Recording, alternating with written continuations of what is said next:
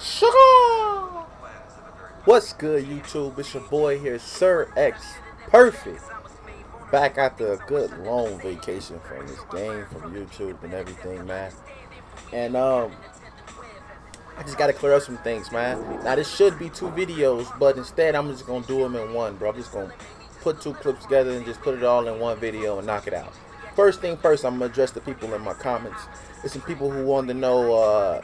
I'm getting this a lot.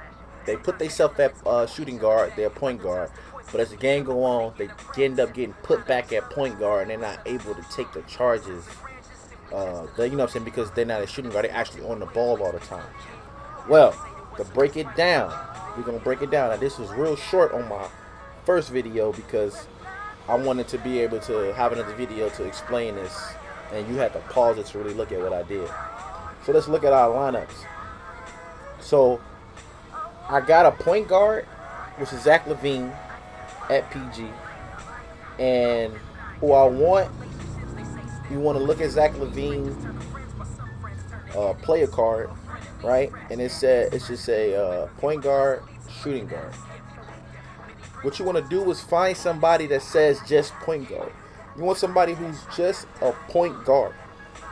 When you find somebody just a point guard, they don't share shooting guard positions with you. But let's say you don't have that player who just says PG, you still got PG as shooting guard. But what you need to do is find a secondary PG shooting guard that can play both positions, and you put them at the 6th spot. Alright, you give them max minutes, 48 minutes. I just so happen to have both type of point guards on my team. Cameron Payne is a point guard that can play shooting guard too, which I could put him at the 6th man, and I still play all the minutes I need to play at shooting guard to get enough charges to get the 100K and all that. But I also have a point guard in Chris Dunn.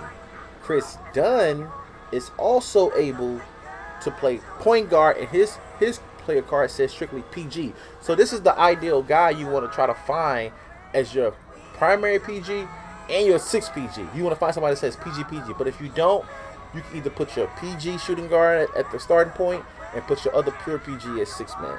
Play around with it, see which one feels better, see which one gives you the most max amount of minutes at the shooting guard position. But that should clear up any problems you having with your shooting guard playing, you being a shooting guard, still playing point guard, or guarding the point guard. That should clear all that up. Alright, I figured this out through trial and error, which took me a lot longer than it should take you now that I told you what you need to do. So pay attention to how I did it. Your small forward is not that important, okay? The small forward is just somebody out there. You know, you give them 7-8 minutes. Don't max out the minutes for the small forward. Max, if you are a point guard trying to get charges, max out your 6th man. Make him a point guard. That way, that sandwich you in between two point guards sharing minutes, and it'll put you at shooting guard.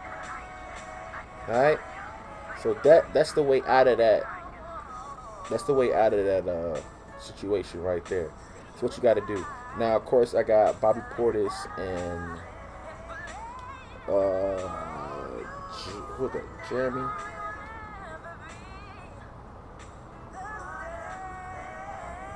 I can't see the screen so right there small.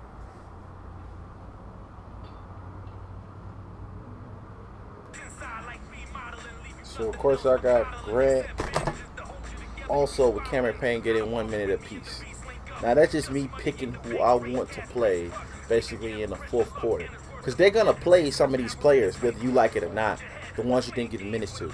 In the 4th quarter, you're gonna be blowing them out. It's gonna be garbage minutes, and they're gonna put these garbage players in. So you might as well pick the garbage players you're gonna play for that last 4 minutes with, anyways. So I picked Cameron Payne, Grant, and Bobby Portis.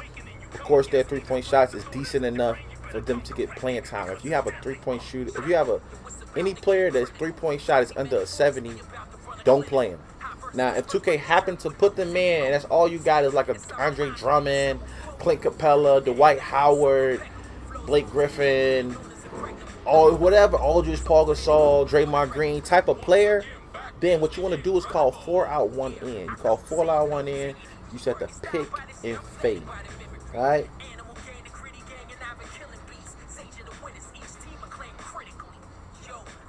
So the second part of this video, is strictly addressing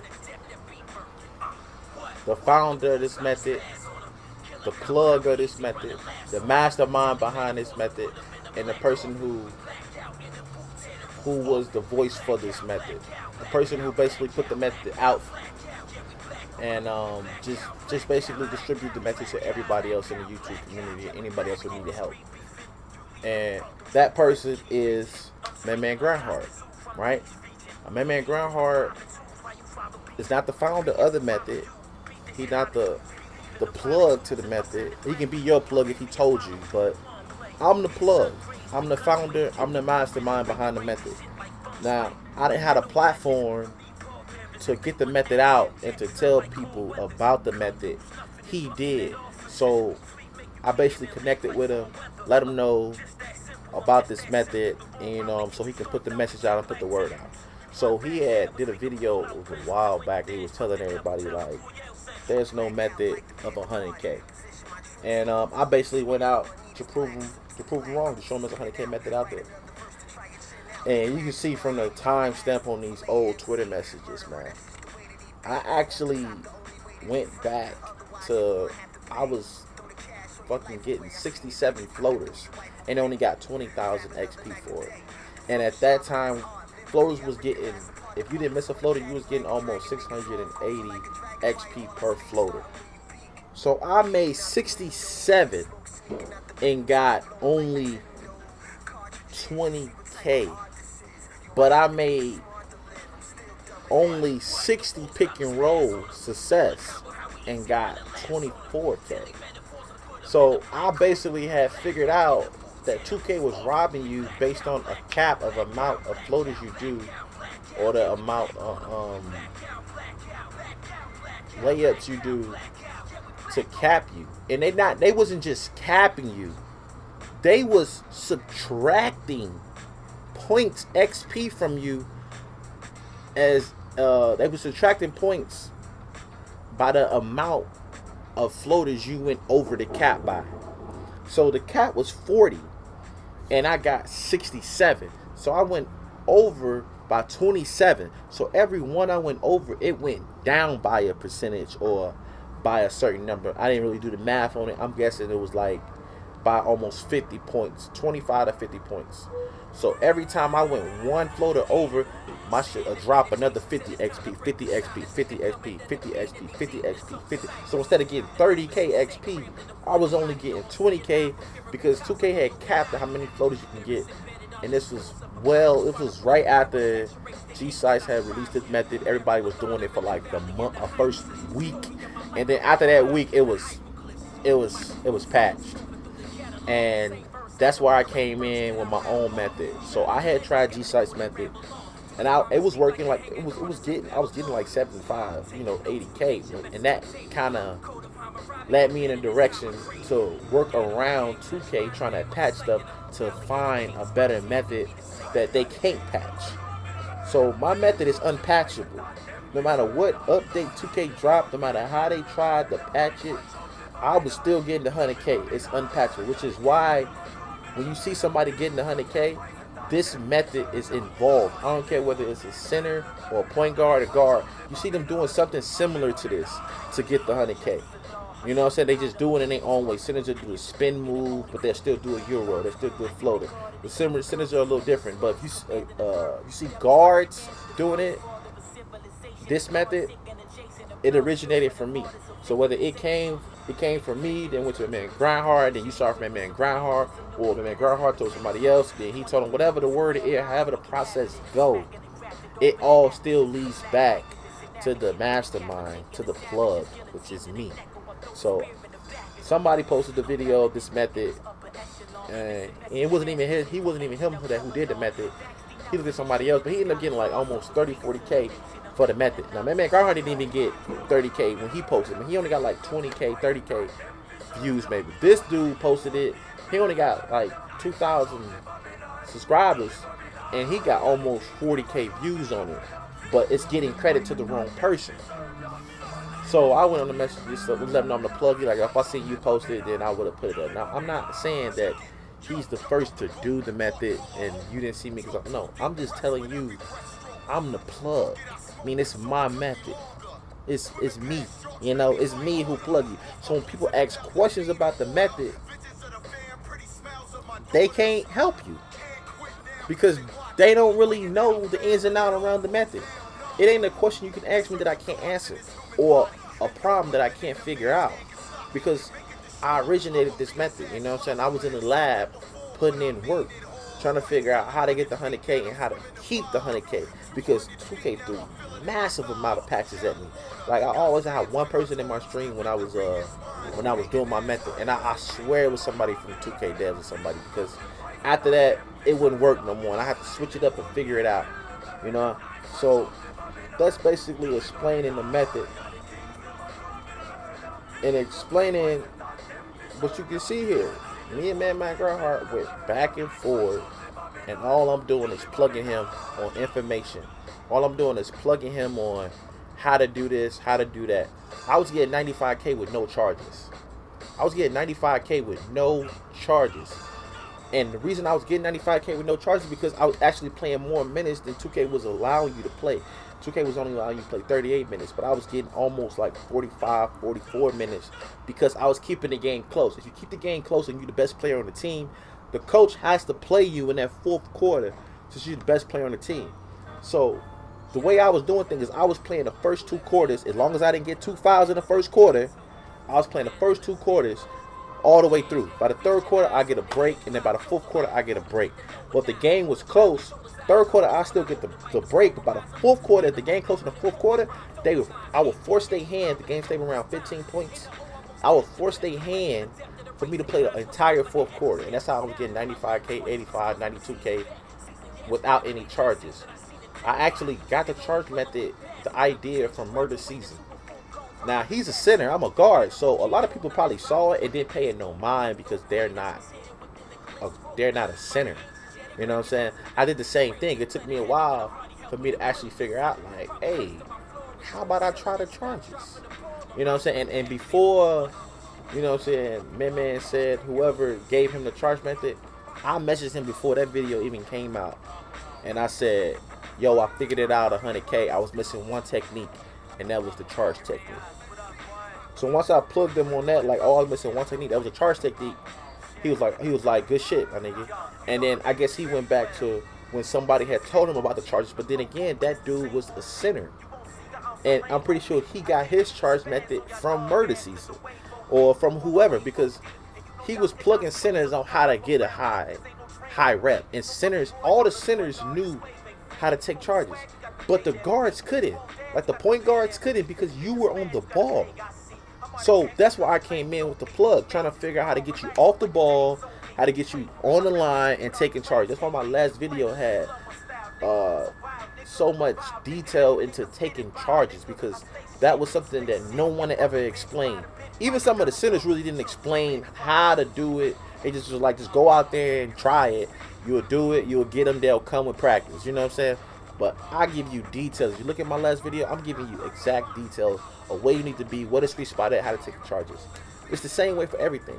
If you got a question about something and you want to know how to exploit something, just ask me.